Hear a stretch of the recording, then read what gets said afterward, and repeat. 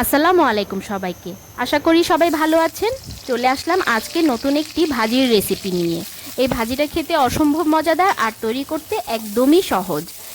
আলু, বরবটি, গাজর আর বেগুন দিয়ে একটি মিক্সড ভাজি আজকে তৈরি করে দেখানো হবে। তাহলে চলুন আমরা রেসিপিতে ফিরে যাই। কড়াইতে প্রথমে দুই টেবিল চামচ পরিমাণ সরিষার তেল দিয়ে দিলেন। তারপর দিলেন মাঝারি সাইজের দুটি পেঁয়াজ কুচি আর এক মুঠো রসুন কুচি। তার সাথে দিয়ে দিলেন একটি তেজপাতা। তারপর নাড়াচাড়া করে পেঁয়াজ রসুনটাকে একটু বাদামি করে ভেজে নিলেন, হালকা বাদামি করে। তারপর দিয়ে দিলেন 1 চা চামচ পরিমাণ আদা রসুন বাটা। এই তো এবার আদা রসুন বাটা দেওয়ার পর 1 মিনিট ধরে নাড়াচাড়া করে ভেজে নিচ্ছেন, যেন আদা রসুনের কাঁচা গন্ধটা চলে যায়। চুলার আঁচটি মিডিয়ামেই আছে। এই তো যখন আদা রসুনের পেস্টটা 1 মিনিট ভাজা হয়ে গেল, তখন তার মধ্যে দিয়ে দিবেন আলুর কুচি।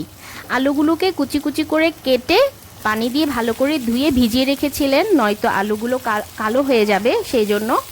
এই তো আলুগুলো দেওয়ার পর এবার 1 মিনিটের মতো ভেজে নেবেন। যেহেতু আলু সিদ্ধ হতে একটু সময় বেশি নেয়, সেই কারণে 1 মিনিট নাড়াচাড়া করে আগে একটু ভেজে নেবেন।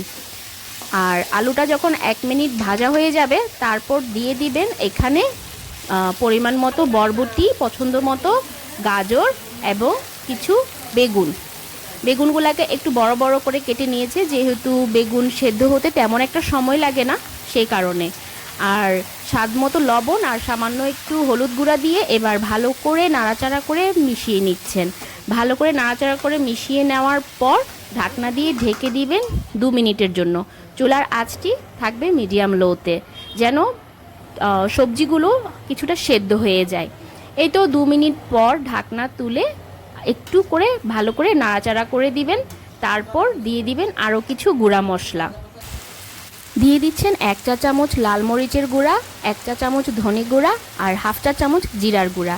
তারপর আবারও সব কিছু ভালো করে নাড়াচাড়া করে মিশিয়ে নিয়েছেন। এইখানে সবজি থেকে কিছুটা পানি উঠেছে, তাই আর পানি দেওয়ার দরকার নেই। নাড়াচাড়া করে একটু ভাজা ভাজা করে নেব। এবার তারপর আবারও 2 মিনিটের জন্য ঢাকনা দিয়ে ঢেকে দিব, যেন খুব ভালোভাবে মশলার সাথে সবজিটা কুকড হয়ে যায়। চুলার আঁচ কিন্তু থাকবে মিডিয়াম লোতেই, না হলে সবজিগুলো পুড়ে যেতে পারে। 2 মিনিট পর চুলাটি বন্ধ করে দিব এবং রান্না শেষ। এই ভাজিটা খেতে অসম্ভব মজা লাগে রুটি বা পরোটার সাথে খেতে। সকালে দেখা যায় যখন তৈরি করা হয়, আমরা রুটি বা পরোটার সাথে খেয়ে থাকি। আর যদি কিছু বেঁচে যায়, তাহলে সেটা আমরা দুপুরে ভাতের সাথে খেয়ে থাকি। ভাতের সাথেও এই ভাজিটা খেতে অসম্ভব মজা লাগে। তো আজকের রেসিপিটা আপনাদের কেমন লাগলো আমাদের জানাবেন, আর ভালো লাগলে ফ্যামিলি ফ্রেন্ডসদের সাথে শেয়ার করবেন। আজকের মতো এখানেই বিদায় নিচ্ছি। সবাই ভালো থাকবেন। আল্লাহ হাফেজ।